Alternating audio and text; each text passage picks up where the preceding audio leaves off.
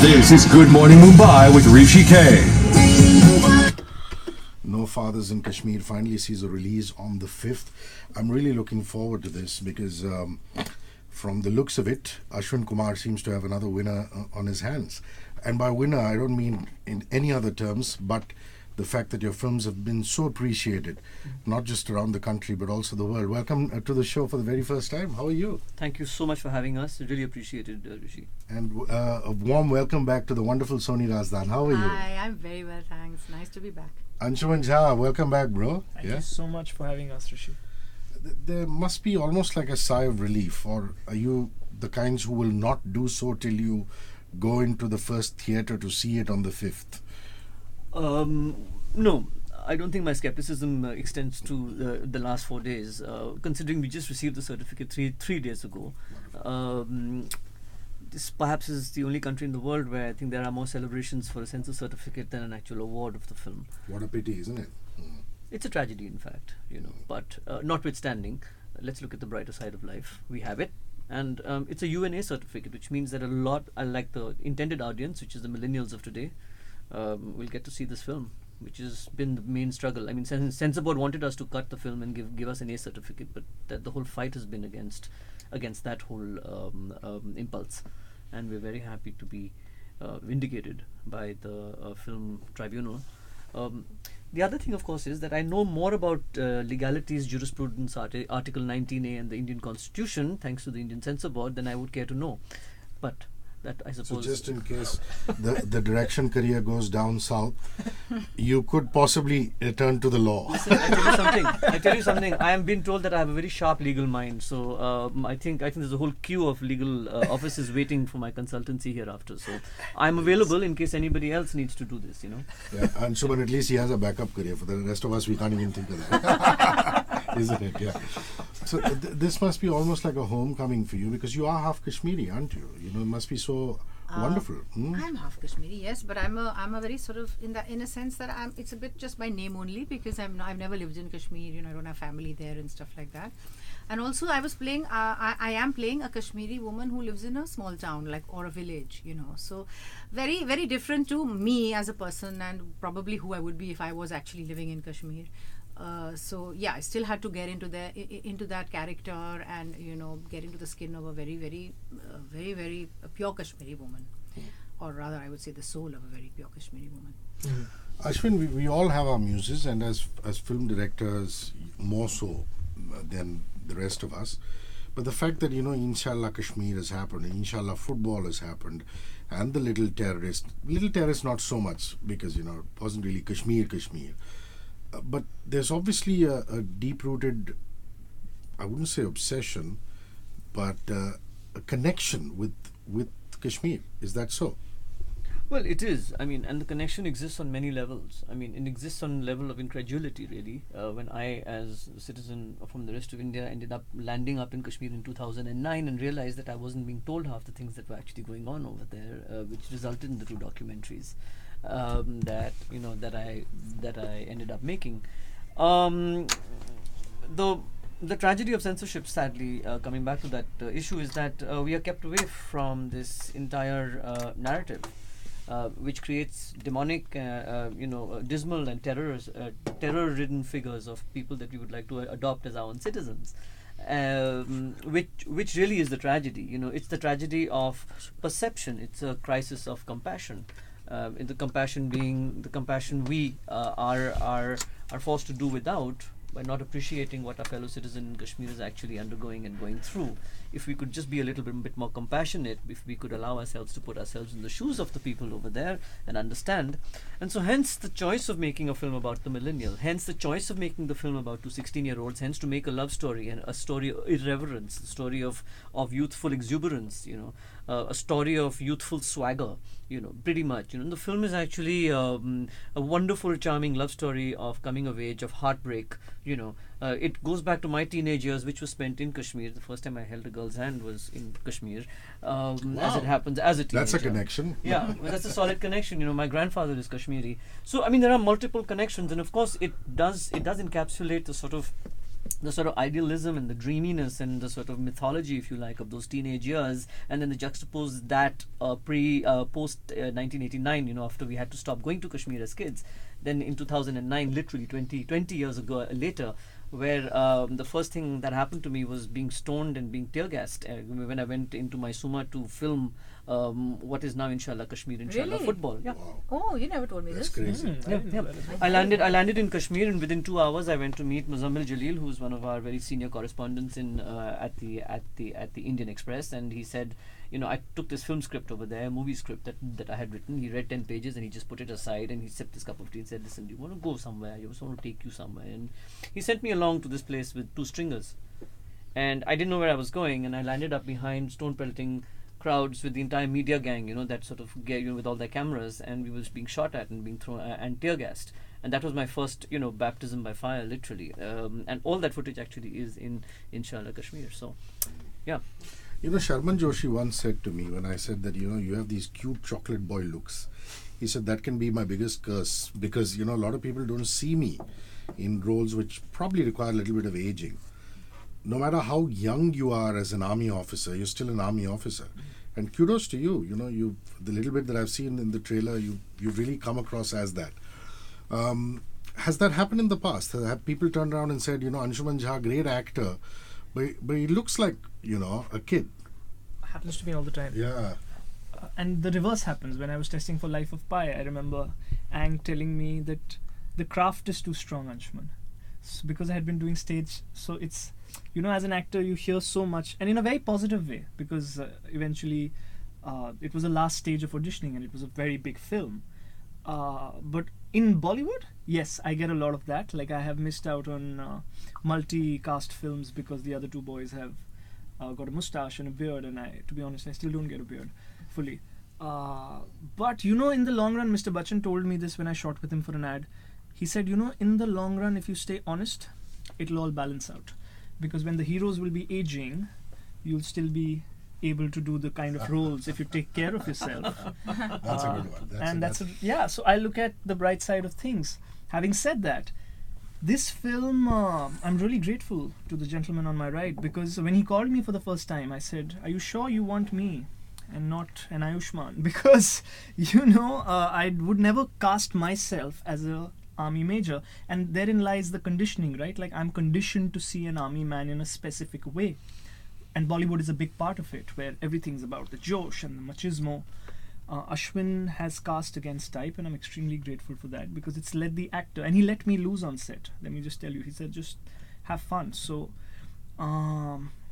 it's been one of the most enjoyable experiences I have had as a screen actor, and I'm really happy that I got this chance. So what is the part, Soni? I mean, what are you playing? How is she intrinsic to the plot of the story? Please tell me a little bit about that, please. Yeah, well, the plot of the story revolves around a young girl who's 16 years old, who's a Kashmiri girl. She lives in the UK, and she doesn't. The reason she lives in the UK is her father has disappeared in Kashmir. Is one of the disappeared men, and her mother's taken her away from Kashmir to live perhaps in a safer environment. I really don't know that part of it. Perhaps Ashwin can shed more light. But she comes back to Kashmir with her mother, and there's a reason for that. Now she comes back to Kashmir into my house. I'm her grandmother, so it's a woman whose son has disappeared, and who's living with that burden of anguish and not knowing and uncertainty. Has been living for maybe the last 15 years or 16 years. And then she comes into contact with her young granddaughter, whom she probably hasn't seen for that many years, and there's this little bit of crisis of communication, because I can't speak English and she can't speak Kashmiri. Wow. And how are we going to communicate? But obviously she is so important to me, she is so dear to me, because she is a manifestation of my son, who I can't find anymore. And so it's a very sort of, I would say, emotion-filled role in that sense. It's a very It's a very heavy role in that sense, but it's not heavy when you see it in the film. And I just wanted to add something to what Ashwin was talking about, in terms of just Kashmir as it exists and the issues there. And I think one of the issues that we need to one of the problems which faces us regarding Kashmir is the fact that we love to talk about people in Kashmir, but we're not actually talking to the people in Kashmir. And I think that is where, there's a huge big gap missing. And we should perhaps try to. I think perhaps a film like this would really help to kind of open dialogues and open up doors to understand more about the place. I'm going to be really trivial here because I went to Kashmir as a kid. My parents had taken me, and then for the longest time I didn't go. And when Imtiaz was filming Highway, I was fortunate enough to be hired to record an audio documentary series on behind the scenes stuff at Highway. So I was actually with Alia and with Randeep and with Akin Rula, Anil Mehta and Imtiaz traveling around Kashmir. And why I know it sounds really trivial, but the moment I set foot on Kashmir, I said, everybody looks like a Hollywood star. Everybody just looks so Gorgeous. good. Yeah, that's Gorgeous. That's true. You agree with me, yeah? It was an eye-opener. I went to This is Kashmir for the fantastic. first time when I was 16. I was doing this play with Barry John. It's all about money, honey. And I saw the most beautiful woman I've ever seen in my life on that trip. Nobody has ever... I've traveled since then.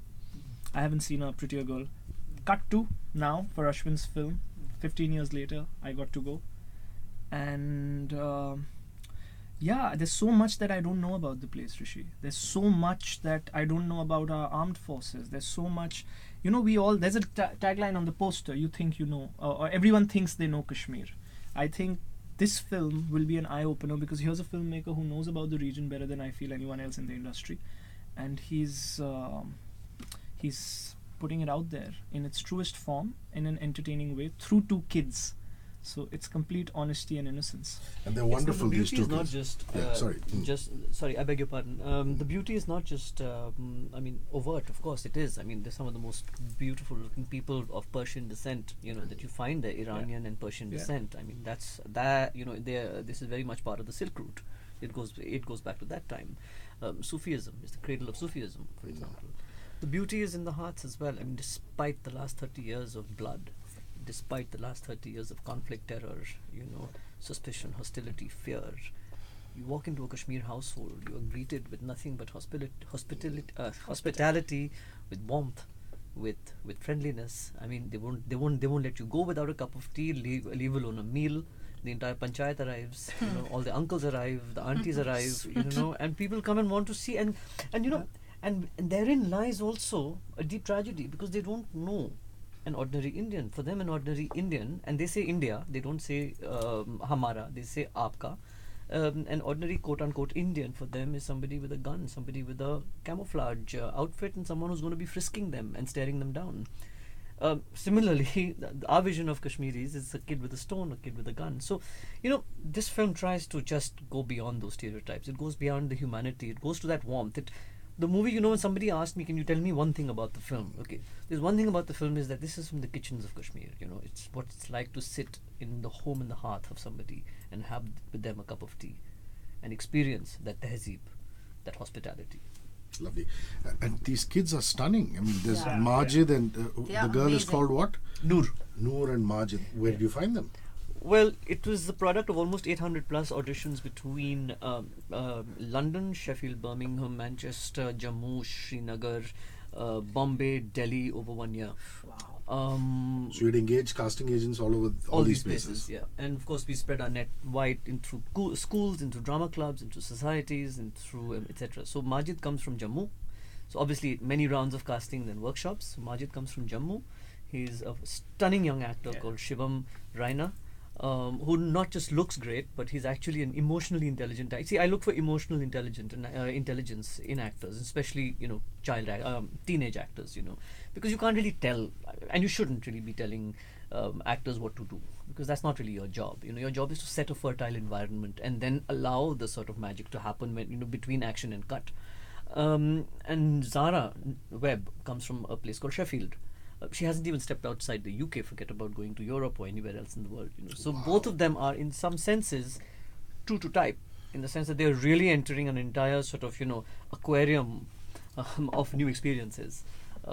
He, of course, to perceive her and introduce her to his village, and she, of course, to come to. I mean, for her, I think the impact of arriving in India, for example, is very much there in the performance. It's palpable, and of course, I've let it happen. I mean, I let that imagination flow, and I let that sort of whole spirit flow. For example, photography is a great metaphor in the film, and so it begins with sort of Instagram photography. It goes into more subjective photography, and it ends up as forensic photography.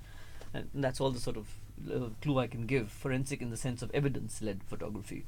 And there's a whole transition that happens in just the photographs of the film. So in the first chunk, when it's Instagram, these are her pictures. I gave the actor the phone, and she was actually going around shooting stuff that she saw in India for the first time. And that's why it has that freshness of that sort of, home video, if you like, photography. Were you familiar with Ashwin's work already? Had you seen Little Terrorist? I had. No, I haven't seen Little Terrorist. I had seen Inshallah Kashmir. And then I, of course, got more interested. But I knew of him very much. I mean, I knew who he was. I kept reading about him because he was somebody who's always in the news, right? He's had 2 national awards, and he's was... And also taking on the censor board, justifiably so. Yeah.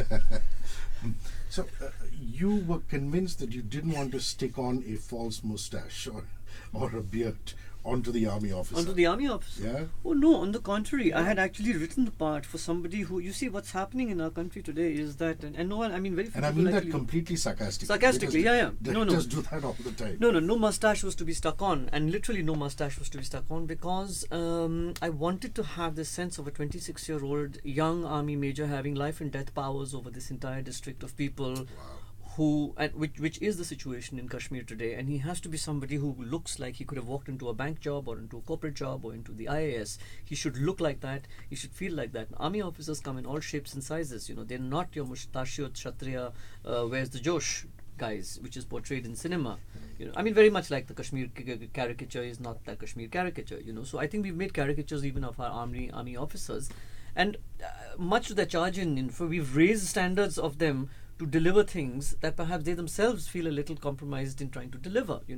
I've heard any number of army officers complain to me privately, though, that this sort of portrayal of us as these heroes who go out and plant our flag on various hilltops is problematic, because it doesn't work that way. In real life, when they're actually trying to negotiate, there are a lot of complexities with the army being in a civilian area, huge amount of complexities, and it's not about going and planting flags anywhere. At the best of times, you're just trying to make sure that the locals and you have a basic relationship and a correspondence that allows you to do the job that you need to do without collateral damage, or as little collateral damage as possible. I mean, this is really the attempt of the armed forces, most of the time. Of course, there are huge things that have happened in the past, which the film does delve into, but the attempt is to try and keep this. Now, the attempt also in my film is to express the complexity with which someone like Anshuman's character enters this. We also have to understand that the armed forces, the age of the average officer is becoming younger and younger because such few people are actually joining up. Unfortunately, yeah. Most people are opting for bank jobs. Most people are opting for corporate jobs, and his contemporaries, and rather his character's contemporaries, make him look a little poorly because they are doing financially much better, because India is a liberalized country now, and so he's chosen to join the armed forces because of patriotism or whatever it might be. But his contemporaries are doing way better than he is. So that resentment is also there in his character, and is also something very palpable in armed forces. You see, this is what I'm trying to put across in my film, is that please look at the humanity. Don't judge people so easily. If you need to be there at that moment in order to be able to take a judgment as to whether such an action, such a choice, and it's all a matter of choices and circumstances. If you were in that circumstances, what choices would you make? This is the question that the film delves into time and time again, whether it's from the armed forces point of view, whether it's the stone pelter's point of view, whether it's a militant's point of view. It's about circumstances and it's about choices. Hrishi? Yeah, sure. It's a very interesting, while I had very little turnaround time between Angrezi Mein and this when I started shooting this. But one of the things during research which I discovered through one of my conversations with a real army officer was that when they comb a Kashmiri village, say 10 homes, they discover something in the 10th home in the form of, say, ammunition or somebody popping out and firing at them. And then, so what we read in the papers here is about the action that happened and the result of the same. What we don't read about or ever think about is the 9 innocent homes that got combed along. You get what I'm saying? So those 9 homes, people there are upset. Are they wrong in being upset? No, they are right, because they have a right to be upset, because they were innocents. Is the army right in doing their job? They are right in doing their job. So then what side do you take? There is no right and wrong. It's all grey.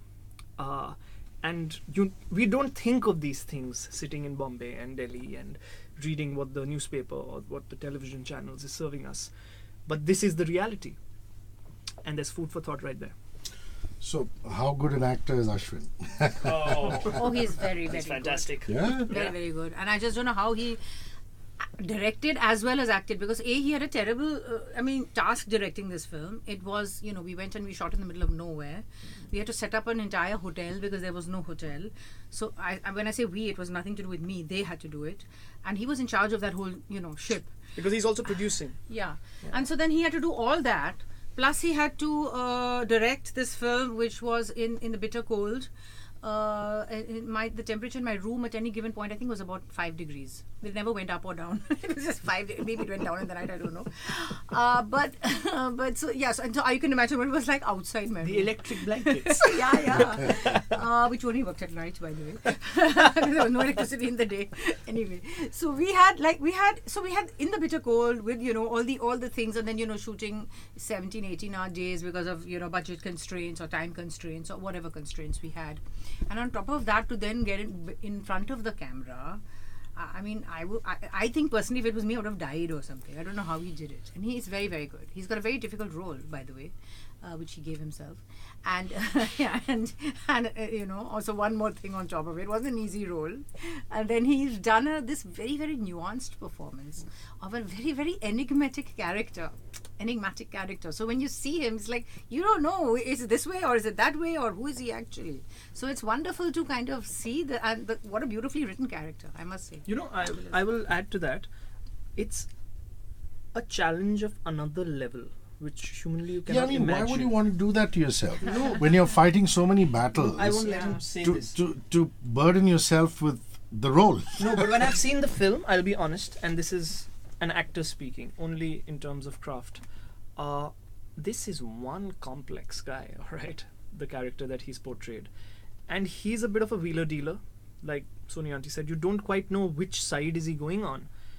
And to have had the sensitivity to portray it while directing the other actors, while directing 2 kids.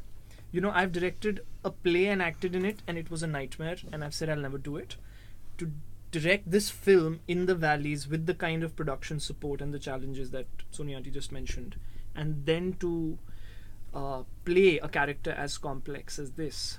You watch the film and you'll understand what I'm saying. So yeah, why Ashwin Kumar the actor?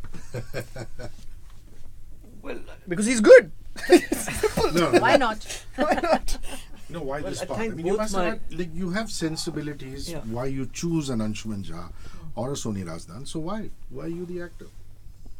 Because I really felt that it was something that could have gone. I wanted to push I like to push the envelope, as is obvious. And I'm playing this almost bigoted religious fundamentalist who has this extremely complex correspondence, even with himself. Frankly, I think he has struggles with his own soul. Not to mention that he has to walk a very, very fine line as a character in the film without pulling any punches, and the pulling any punches is sort of the underlying here. It could have been a compromised acting job had I perhaps and I didn't know who else might have been able to, besides the fact that I got into this racket because I wanted to act. I've been an actor on stage. I stopped acting on stage in 1999. I started writing and directing and so on and so forth, so I could just create opportunities for myself to act. Now that didn't happen for about 20 years. I got into documentary filmmaking as I became political. All of these sort of meanders and eddies happened. And so then here was this character that and the character emerged out of the script. I didn't have any idea that I was going to play it. I was writing as you normally write a screenplay. But when the character emerged, I was like, no, I got to do this. I have to do this. I knew it was going to be a huge challenge, considering shooting in the Kashmir Valley is one of the most difficult challenges in any case. Just production-wise, it's such a huge challenge, and we've had our sort of lion's share of it. But I think, in one sense, the struggle that this man has with his soul is really the struggle that I think is encapsulated in the film, and in fact, what we have with our soul, in Kashmir. To be honest, we somehow have lost direction of why we are there in some senses, and we produce a character like mine, or rather the character that I play, Arshad Lone, in the film. The fact that we've created such a contorted version of a human being, and many examples of that I met when I was interviewing for my documentaries, is a direct reflection on this correspondence between the state and its sort of citizens. That is the Kashmir crisis, and you asked me very early on in the interview, what is the fascination, obsession with Kashmir? This is it. It is this correspondence that I want to investigate, which is encapsulated in the character that I in fact play. He is a deeply compromised character, and he is a character who is a survivor. And basically what people are trying to do in Kashmir at this particular moment is survive willy-nilly, by hook or by crook. I mean, forget about ethics, forget about morality, forget about all those things. Those things really don't figure. There are pulls and pushes of the world. There are circumstances that are created, people have to make certain choices, and this man makes choices on the fly. Sometimes he's this side, sometimes he's that side. He is the fear psychosis. He is the sinister part. He is the guy that you have to be really, really scared of, because you don't know where he stands. Wow. So, Mr. Kharbanda plays your husband in the film? Yes. Yeah? Yes. Have you all worked before? No, I don't think so. No, you don't Have think we? so? No, not that I know of. Not that Not that I know your of, which is why I'm films. asking I'm very you this confused. question. I thought I had. I know him very well. Yeah. That's because probably you must have seen him on set when Bhatsab was shooting. I don't know. Or maybe Shyam Babu cast the two of you No, or of course something. we worked together. We worked in a film called Mandi. Correct? Oh my God. Yeah. So I was just thinking. That's what as I'm in- saying. I'm sure I worked with him. Oh my God. Yeah. I'm sorry, I'm getting Wow. old, So you were in Mandi together. And Yeah, now we were in Mandi together all those years ago. What year was Mandi? 1984. Must be the 80s. The 80s. Wow. I think so. 84, 83. Or was it 82? Oh God, no. That's some great trivia. there. That's great. Right there. Wow. Yeah. So then you go backwards. When was it shot?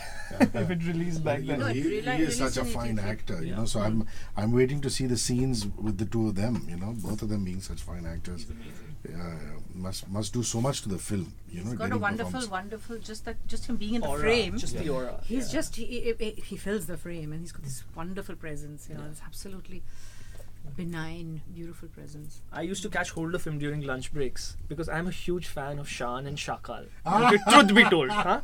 And I would ask Kulji. like cheesy mates. Yeah. So I would sit next to him like a little kid, and I say, Kulji, that den, because I was fascinated because he had sharks behind him like a Bond film back then. Yeah. So the film student in me was always curious, how did Mr. Sippy do it? And I never had the option to talk to Mr. Sippy. So I mean, an actor who shot it, and then he would explain it to me that the reels used to go to London, the VFX used to happen there. Little things like those, like it's like a kid in a candy store sitting with Soni auntie or Kulji or yeah. I was fascinated by the theatre when I was growing up in Calcutta. I was born in Calcutta, and there was a gentleman called Shaman Jalan who used to run a theatre company called Padatik, and Kulji used to be quite often invited to come and perform. And I remember in Sakharam Binder. Wow. And that goes back, I'm now going back almost 40 years. Wow. And my vision of him on stage, or one of the magical, when you always remember the first time you saw a film and the first time you saw a play, right? Of course. So my first play was Kawa Chale Hans Ki Chal. And my first film was Star Wars. So the minute Darth Vader came on the screen, I ran out of the theatre. So I still remember that. But Kulji was in one of the first plays that I ever saw. And casting him was a deep sort of nostalgia and throwback to that whole moment. I mean, notwithstanding of course the fact that he does film the film, and one twitch of his eyebrow tells us so much that I couldn't fill reams of screenwriting with. So yeah, as is Soni, in fact. I mean, both of them have brought these stunningly sort of nuanced performances to the screen, and both of them epitomize the sort of they both have a very interesting role. They both have to have this innocence that I just described to you of the Kashmiri hearth and home, and yet this tragedy and the pathos, that does exist, and they have to have it on their faces. I mean, there's no real line that really brings Yeah. that across. It just needs to be there. It's like an atmosphere. It's like a perfume, as Anshuman has said on several times before. It's like a perfume that that needs to hang in the air. And they both do such a wonderful job at bringing that out. Your patriotism will be questioned at very strategic intervals of time. I'm sure it has already, by journalists who scream you down. The fact that the Indian Army's role there is something that you're not going to shy away from portraying on screen. And there is a view in this country saying that irrespective of what happens, one must always wear one's country on one's sleeve and scream out saying, all is fair and this is sacrosanct and you can't say anything against the integrity of the army. So how do you react to that? I think it's a question of tactile strength. You need to build flexibility even into the longest bridge, because without that it will break. So if you become so rigid about a certain institution, it's inevitable that institution's downfall begins on that very much day. Institutions are built for course corrections. If this was the case, there would not be a system of court-martial in our armed forces. These institutions need to be able to self-correct, course-correct. We need to be able to stare ourselves in the faces, not in order to diminish our institutions, but in order to improve and to give them more, to give them the opportunity to be able to become stronger. The people who say this, I say, are the ones who are not the patriots, to be honest with you, because they are the ones who are coming in the way of a system of checks and balances which has been very deeply thought about in our constitution to take place. Allow the constitution of this country to play out the way it was intended. Don't come in the way of it. Don't shout me down. I don't have to wear on my sleeve anything but my shirt. Oh, very well put. Beautiful. Okay, last few questions before we wrap. These are much tamer than what the film is about. But let me just say first, before anything else, this film is an entertaining Yes. film. It's a young love story. Yeah, So please say lest that. after Please this say that, after this yeah. very serious conversation, lest people think, oh my God, this sounds very heavy. I'm not going to see this movie. Please think again. You must come and see this movie. It's a young love story, and it's a thriller at the same time. So it's got both these. It straddles I'm both so these. glad you said that. Yeah. I can't wait to see how Majid's romance with Zoya, is it? Noor plays out. Yeah. No, because that's the thing. It's a film by a credible filmmaker, but just because of that, it doesn't become a serious film. He's Yes. chosen to. Or what is the favorite these days? Festival film. No, it's not. That's why he's not premiered it anywhere In a festival. yet. So that the audiences, because his flavor in this film is extremely universal, and people will be relating to it, because we all fall in love when we are teenagers, right? So the whole the touch of first love, the excitement of going on an adventure together with the one you love, and all those things are something that each human being goes through. And when you see this film, you'll go through that. Along with that, there is the thrill element of the film, which will keep you engaged and entertained at the same time. So it's it's about the swagger and the sort of irreverence, really. The irreverence is what we've really banked on in this film. The irreverence of youth. That you're told don't go there, but you want to go anyway, and you do. I mean, it's that whole thing of testing the waters when you're 16 years old. And you think you're an adult actually, because you're big enough now, physically at least, and you can walk up hills and you can do stuff, right? And you go and do it, right? But what happens is that shit in Kashmir, it's a little difficult to do shit like that, because it's like, whoa, the guns here, be careful, and then these two kids grow up. I mean, they grow up in front of you, and that I think is one of the, if I might say so myself, is one of the achievements of the film, is that you really see them age. I mean, you see them come of age. She arrives in this Kashmiri village with a certain naivete, with a certain innocence, with a certain sort of wide-eyed wonder, and by the end of the film, she's a woman. Beautiful. Okay, like I said, last few questions before we wrap. Is there a travel destination you went to and you said, wow, that blew you out of your mind, Anshuman? Andaman and Nicobar. Why so? Growing up, I've seen pictures of Maldives and Mauritius, and I got the opportunity to travel to those places.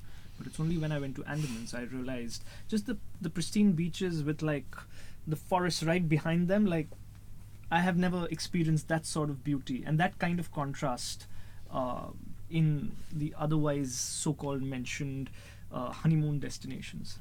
we're doing something called Run with Radio 1, where we're trying to get people to run. Are you a cardio person at all? Do you run marathons, run on the treadmill? Rishi, if I run, no, I lose all the weight that I put on. So what I try to do, and this is a fact, I was recently testing for a martial arts film, and my routine was train, eat, sleep, so that you put on some weight. You're a lucky man. So I avoid, but I do, I have got hooked to functional training, so I do a lot of monkey bars and all that fun stuff. Yeah. But you don't run at all. No. Very seldom. Okay. How can we save the planet? You know, some people say don't stop littering. Some people say recycle waste. Some people say no to plastic. So is there something that you're doing in your house, in your life, to help save the planet? I think use common sense. Simple. I'll give you a small example. Again, I have adopted a dog that was going to be killed because he was considered dangerous and was considered a nervous case who would grow and be a danger to people. He's lived with me for 5 years. He's 80% normal. He's still nervous. That's just an example to say if we make the effort and don't give up, things can be improved. Now that can be saving electricity, that can be recycling paper, that can be recycling plastic. You need to think positive and look for a solution and use common sense. It boils down to common sense. Very nice. Last question. Who's your BFF? You know what a BFF is? Like a best friend forever. Yeah. See, I have Can be in the movie business, can be outside. See, And why? 16-year-old nephew I have. Oh, sweet. Yeah, and he teaches me all these terms. Like the other day, he taught me a term called demisexual. I didn't know there's a word called demisexual. I used to think What does it mean? a demisexual is apparently I'm a demisexual. He said, and he literally insulted me with it and But said, what does it mean? What does it I'm mean? telling you. He said, Mama, you won't get it. You're a demisexual. It means a person who cannot physically get intimate with another person until he's emotionally involved. Whoa. Then I googled it. There's obviously. a word for that. Yeah, I googled it, and apparently only 30% of the planet is demisexual. Demisexual. Okay, I remember that. Thanks for rolling by. Thank you. Cheers. Ashwin, is there a travel destination you went to and you said, wow? You mean besides Kashmir? Besides Kashmir, yeah. Besides Kashmir. Gili Islands Where's that? in Bali. When I was underwater 30 meters, it was the first time I learned how to dive. You know, I mean, because it was a drift dive. I didn't know I was in a drift, and the drift took me off the continental shelf.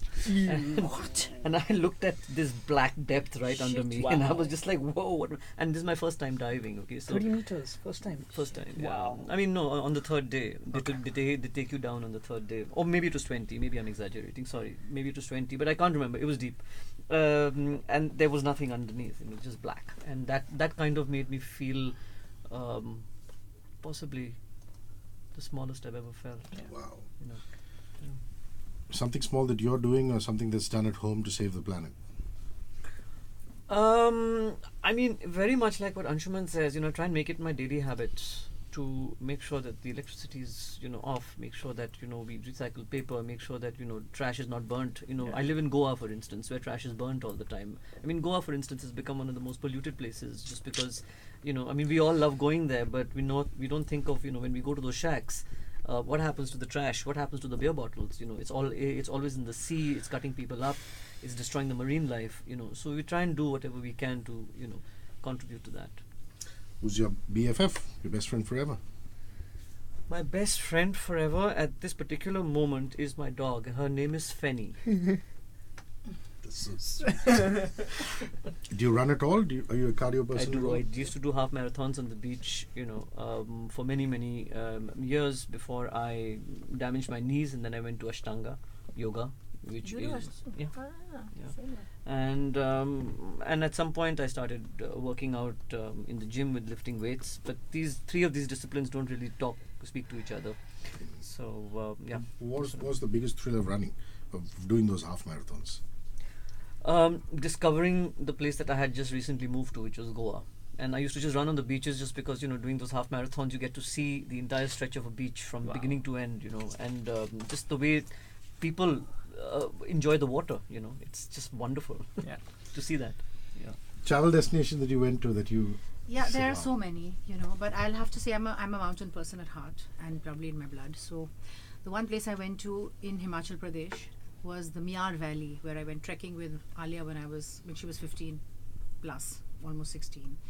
She almost fell off the mountain. Literally, I'm not exaggerating.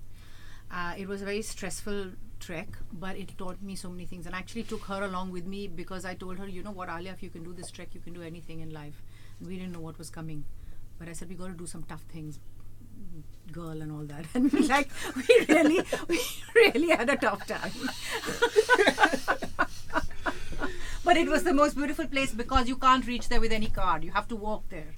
You have to climb there. You have to literally climb. It was 14,000 feet above sea level. Wow. It was amazing. Yeah. Do you like your cardio? Do you go for walks? I go for walks every evening on the beach. I'm lucky enough to live by the beach. I go for a walk whenever I'm free on the beach. But I also do, like Ashwin said, I also do Ashtanga yoga. Not as much as I'd like to because I'm very busy all the time doing other stuff like shooting and stuff. But Ashtanga yoga, Pilates, swimming and walking. These are my go-to. I'm a physical person that way. I love action, so I do it a lot. I have too much energy. What do you most love about your walks in the evening? I mean, is that your thinking time or blank out time? It is sometimes blank out time when I'm overstressed. I don't even take my earphones with me. But when it's on a normal day, I listen to books, I listen to music, or I just enjoy the sunset and enjoy walking, or I walk with a friend. Yeah. Who's your BFF, your best friend forever? Oh my God, I have so many. How am I going to say? So apart from my two daughters, which of course is, I have many best friends, but I have one who the industry would know, and that is Nina Gupta. We are the ones who walk on the beach together, so we have a great time. She's a 2 a.m. phone call. Yeah. Well. Lovely. And the last question: what's happening in the Bhat Razdan house as far as saving the planet is concerned? What do you guys insist on at a personal level to save the environment? Yeah, so basically, I would like to say that. Okay. I think the one thing I do is educate. So, for example, I tell my staff, or I make sure at home that for garbage bags we use the ones which can be recycled, even though the normal plastic was available in the shops for the longest time. I made sure that I got those in. I would tell I would tell somebody else in a village that don't cook on a wood fire smoke, even because it's polluting the environment, the ashes falling everywhere. So I think what I do all the time in my own small way is to just tell people around me who are in my immediate environment how to do things, what not to do, and of course I do it myself. So yeah. Listen, guys, best of luck for No Fathers in Kashmir. Can't wait to watch it. Thank you, Anshuman. Thank you, Ashvin. Thank you. Thank you very much. Thank you. Thank you for having